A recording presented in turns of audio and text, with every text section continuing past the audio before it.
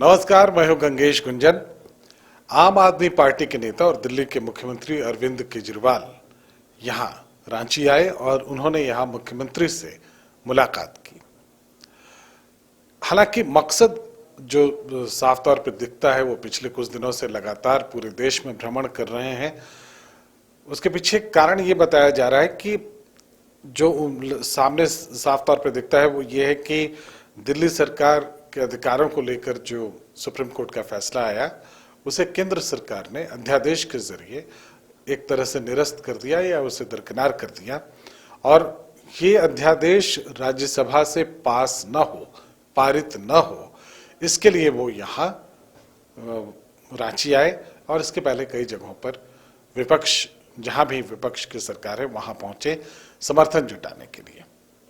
अब ये एक दिलचस्प पहलू है कि क्या ये सिर्फ यही कारण है या इसके पीछे और भी कुछ है। हम कुछ समझने की कोशिश करेंगे इसके बारे में, लेकिन इतना तो जरूर है कि ये विपक्षी एकता के लिए लिटमस टेस्ट होने वाला है। राज्यसभा में अगर ये बिल पारित नहीं होता है तो हम कह सकते हैं कि विपक्ष अपनी तरह से एक जीत हासिल कर लेगा।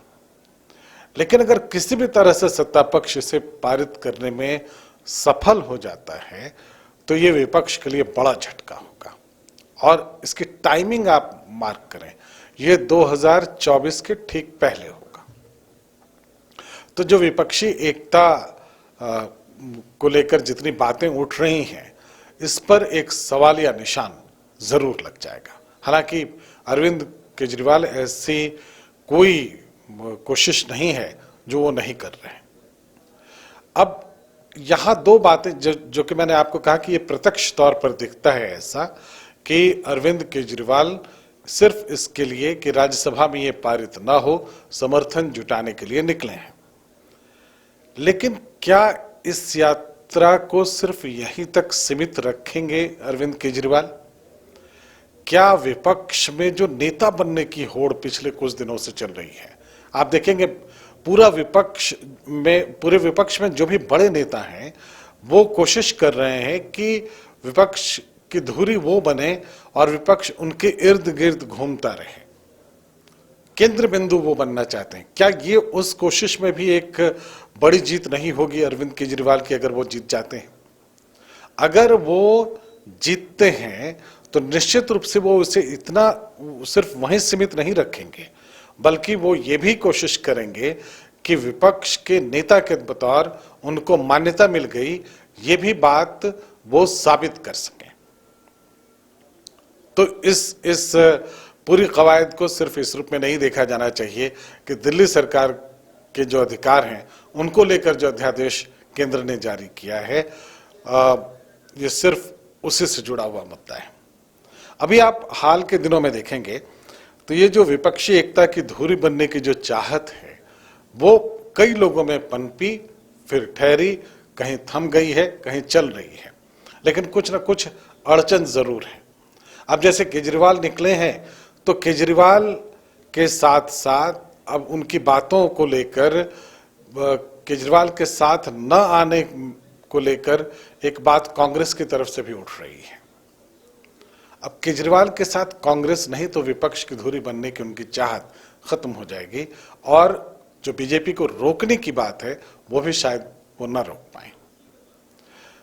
अब जिस समय वो अरविंद केजरीवाल यहाँ रांची आए हुए थे उस वक्त अमेरिका में राहुल गांधी बयान दे रहे थे आप के खिलाफ, आम आदमी पार्टी के खिलाफ। तो उनकी एकता यात्रा एक तरफ है और एकता यात्रा से दूरी बनाने वाली जो बातचीत है वो दूसरी तरफ सामने दिखाई पड़ती है। तो बहुत साफ है कि विपक्षी एकता की धुरी बनने की चाहत किसी भी व्यक्ति की तभी पूरी होगी जब पूरा विपक्ष उसके साथ खड़ा नजर आए। ये कोशिश ममता बनर्जी ने भी एक बार कर ली, जब वो जीती तब एक कोशिश उन्होंने की। ये कोशिश नीतीश कुमार इन दिनों बहुत जोर शोर से कर रहे हैं, विपक्षी एकता को लेकर उनकी मीटिंग भी है 12 तारीख को। अब सवाल ये है कि अगर विपक्ष वाकई एकजुट होना चाहता है तो उसके लिए एक अच्छा मौका तो है सामने। जब इस अध्यादेश को राज्यसभा में पेश किया जाएगा तब विपक्ष के पास ये पूरा मौका रहेगा कि वो अपने आप को एकजुट दिखाए। क्या विपक्ष ऐसा करने में सफल होगा, ये एक बड़ा सवाल है। इधर हाल के दिनों में देखें तो ज्यों-ज्यों वो विपक्षी नेताओं के करीब पहुंच रहे हैं अरविंद केजरीवाल, उतनी ही दूरी उनकी कांग्रेस से इधर हाल के दिनों में बढ़ती हुई दिख रही है। और ये दूरी अब थोड़ी मुखर रूप में दिखाई पड़ती है, क्योंकि कांग्रेस के नेता अब इस पर बोलना शुरू कर चुके हैं। तो क्या अरविंद केजरीवाल को समर्थन नहीं देगी कांग्रेस, ये एक बड़ा सवाल है। और बिना कांग्रेस की विपक्षी एकता कैसे संभव है, ये दूसरा सवाल है।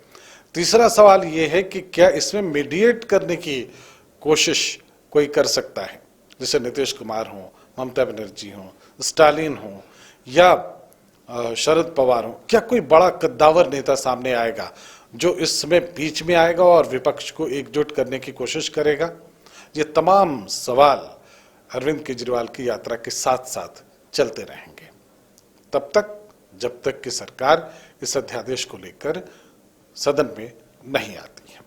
फिलहाल इस पर सबकी नजर रहेगी, क्योंकि जैसा कि मैंने आपको बताया कि 2024 के इलेक्शन से पहले इसका एक महत्व है। और इसमें अगर जो जीतता है, अगर विपक्ष जीतता है, तो निश्चित रूप से एक नाम उभर कर सामने आ जाएगा कि विपक्ष के नेता के बतौर इन्हें सर्वमान्य नेता एक तरह से मान लिया गया है। तो क्या विपक्ष यह अफोर्ड कर पाएगा कि वो अरविंद केजरीवाल को ही अपना सर्वमान्य नेता मान ले, या इस पर मतभेद होगा? ये तमाम तरह के प्रश्न हैं जो आने वाले दिनों में जिसके उत्तर मिलने बाकी है। हम सब इसका इंतजार करेंगे। फिलहाल इतना ही, इजाजत दें, नमस्कार।